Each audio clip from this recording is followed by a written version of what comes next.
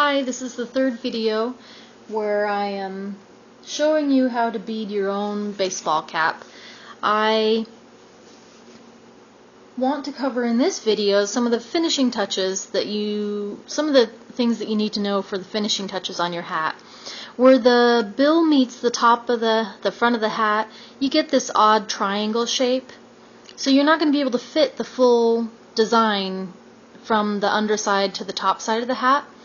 And so what I do is just eliminate beads from the design. Just make it shorter. So choose the center. You're going to want to decrease the design equally from either side of your design.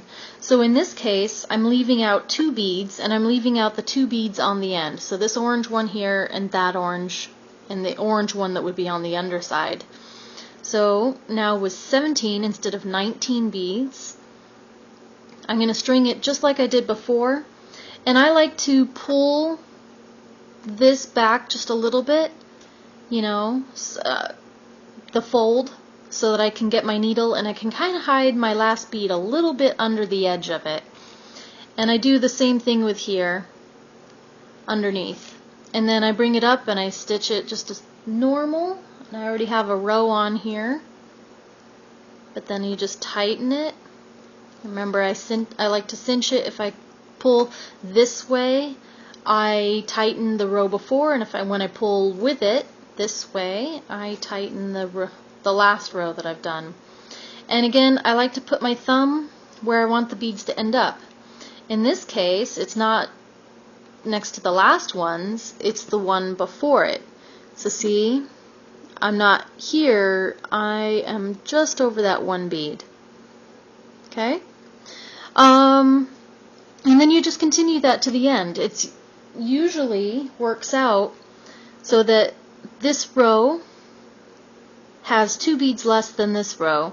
This row will have 2 beads less than this one, and so on and so forth until you get to the end. And you can do a couple of things. You can string your beads and then lay them over and see how they will fit and then stitch them. Or the other thing you can do, if you happen to get it started stitching and it ends up being too big, is you can take your pliers very carefully, loosen up your row, find if it happens to be too many beads, this is one of the solutions, is you can grab the pliers, grab one bead, and just gently squeeze, and you'll be able to crack that bead off. And I use this.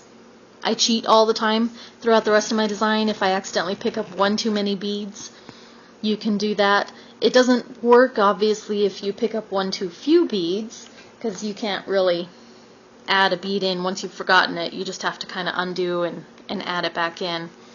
But that takes care of that odd kind of triangle spot here where the bill meets the hat.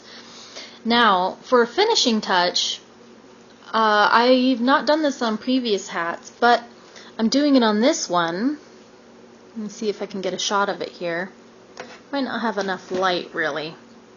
But I'm adding a trio of beads on the top of my rows here. And it just kind of makes it nice because it kind of hides a little bit of the unevenness I had with my orange ones, as far as where they ended up. As hard as you work, it doesn't work. And so it doesn't always work out perfectly. So what I'm just doing is what I've done is I've run my needle up one row, strung 3 beads, and then worked down the next row, the row next to it. And then I just continue the same thing throughout the hat. I am going through the entire row from underside to top side, the full 19 beads. Because it's giving me that added security of the double strand. If one strand breaks, hopefully it won't break the other one, and hopefully I won't lose my hat before I can repair it. So again, I'm just coming up one row, stringing 3 beads, and then going down the row next to it, and then coming up the next row, 3 beads, and then going down the row next to it.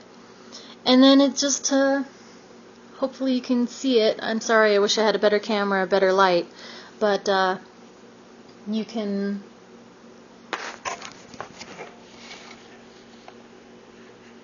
get that little edge there, kind of decorative. And there's several other variations that you can do, you know, as far as edging like that. But this one's extremely simple, and it doesn't add too much more weight to it, but just a little bit extra. So I hope that this has helped. I made these videos because I didn't find any other videos about beading a baseball cap, so I figured it was just information that should be put out there.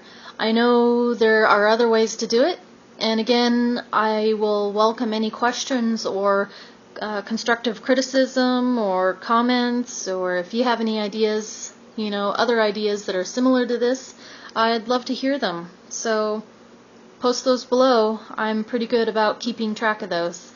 I hope your hat comes out beautiful.